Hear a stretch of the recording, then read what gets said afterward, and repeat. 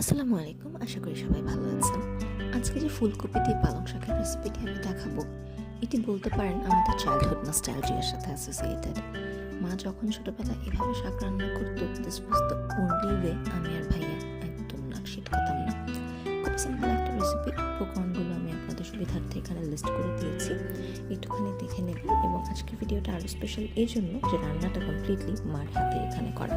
তো এখানে প্রথমত তেলের মধ্যে একটু পেঁয়াজ দিয়ে মা সুন্দর করে একটুখানি পেঁয়াজগুলোকে ট্রান্সলুসেন্ট হওয়া পর্যন্ত ভেজে নিয়েছে।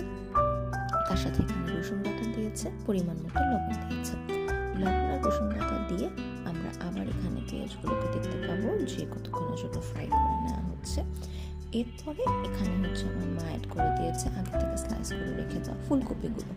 অ্যাকর্ডিং টু মাই মাদার, ফুলকপিগুলোকে একটু আগে দিয়ে ফ্রাই করে নিয়ে তারপর হলুদ মরিচ দিলে নাকি এটা একটা বেটার কালার আনে, টেস্টের নাকি এটার ইম্প্যাক্ট পড়ে। ফাড়িয়ে কয়েকটা কাঁচামরিচ দিয়ে দিল এবং এখানে চিংড়ি মাছ দিয়ে দিল। দিয়ে এগুলোকে আরও একসাথে কম্বাইন করে কিছুক্ষণ ফ্রাই করে নেবে। এখন এই পর্যায়ে দিয়ে দিচ্ছে কিছুটা হলুদের গুঁড়ো এবং তার সাথে এটার সাথে কিছুটা মরিচের গুঁড়ো। এটাকে দিয়ে আমরা আরও কতক্ষণ দেখতে পাবো যে ফুলকপিগুলোকে একটু নেড়ে চেড়ে সুন্দর করে ফ্রাই করে নেওয়া হচ্ছে। কতক্ষণ ফুলকপিগুলোকে একটুখানি কষিয়ে নিয়ে এই মিডিয়াম ফ্লেমের মধ্যে এরপরে আমরা দেখব যে এই কালারটা যখন চলে আসবে, ঠিক সেই মোমেন্টে আমরা এখানে অ্যাড করবো আমাদের আগে থেকে শাকগুলো।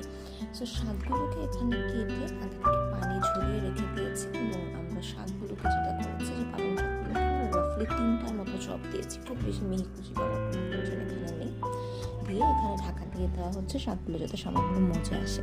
এই শাকটা যখন মজে আসবে, মজে আসার পর এখানে আরও কয়েকটা কাঁচামরিচ ভেঙে আমার মা দিয়ে দিচ্ছেন এবং এই জিনিসটাকে জাস্ট একটু উল্টে পাল্টে দিচ্ছে যাতে নিচের শাকগুলো উপরে এবং উপরের শাকগুলো গ্র্যাজুয়ালি একটুখানি নিচের দিকে চলে যায়। এতে যেটা হবে, শাকগুলো সুন্দর করে প্রপারলি কুক হওয়ার একটা সুযোগ পাবে এবং ভর্তা ভর্তা হয়ে যাবে না আর কি। এভাবে করে নেড়ে দিয়ে আরেকবার ঢেকে দেওয়া হবে এবং মিনিট 5 পরে আবার ঢাকনাটাকে তোলা হবে। সো এখন দেখতে পাচ্ছেন ঢাকনা তোলার পর যে শাক থেকে কি পরিমাণে পানি রিলিজ করেছে।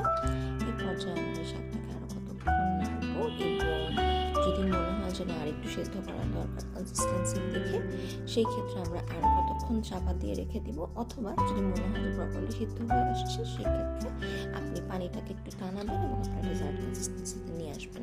শাকটা ট্রাই করে দেখতে পারেন, অদ্ভুত টেস্টি হয়।